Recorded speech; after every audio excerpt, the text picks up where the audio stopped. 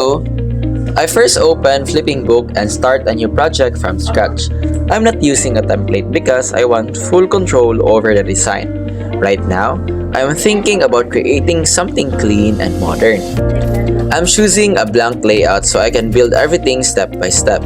Since this is a flipping book format, I am considering how each page will transition smoothly. I want the content to feel organized and easy to follow. Now, I'm adding the title on the first page. I'm selecting a simple, professional font, something readable but not too decorative. I'm increasing the font size so it stands out as the main focus. Next, I'm creating the second page for the introduction. I'm keeping the layout consistent so the flipping effect feels smooth. I'm adding a heading at the top and leaving enough white space so the page doesn't look crowded. I'm now inserting text content and breaking it into a short paragraphs instead of long blocks to make it more readable. Since this is a digital flipping book, I'm thinking about how the viewer will scan each page. I'm adding visual elements, maybe an image or an icon just like the Uranus, Neptune, Pluto, to support the text. I'm making sure it doesn't overpower the content. The goal is balance and clarity. And finally, I'm previewing the flipping effect to see how the pages transition. I'm checking spaces, font sizes, and alignment to ensure everything looks polished and professional.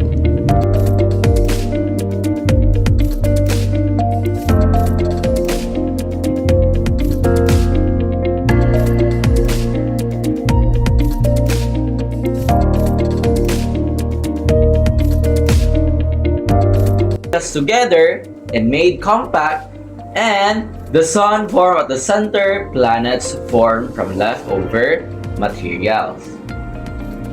How the solar system form? Or how does the sun form? The sun is a medium-sized star and it is made up mostly of hydrogen and helium and produces energy through nuclear fusion. Importance of the sun: provides heat and light and makes the possible on Earth and controls climate and weather.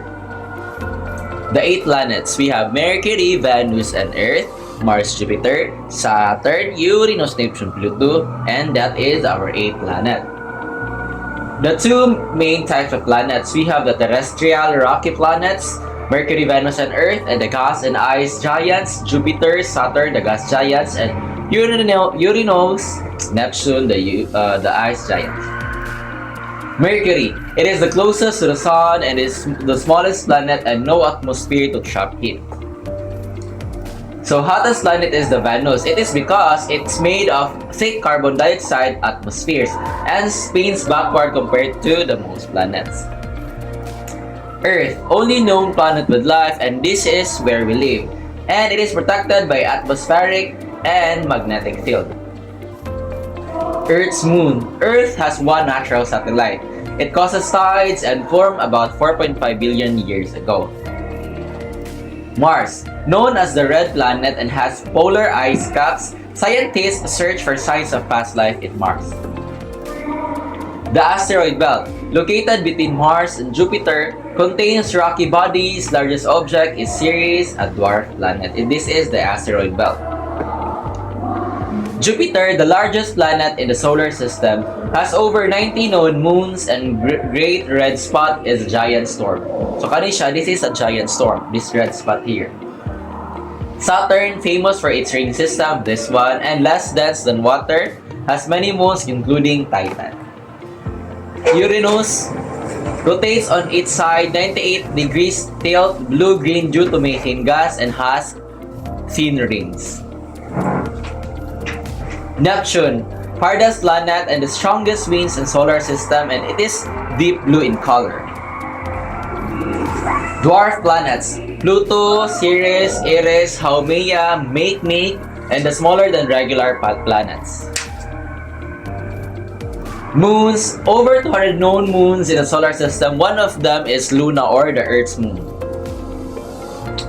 Pluto, it is the smallest reclassified planet in our solar system. It was reclassified as dwarf planet during in 2006 and has 5 known moons, and explored by New Horizons spacecraft.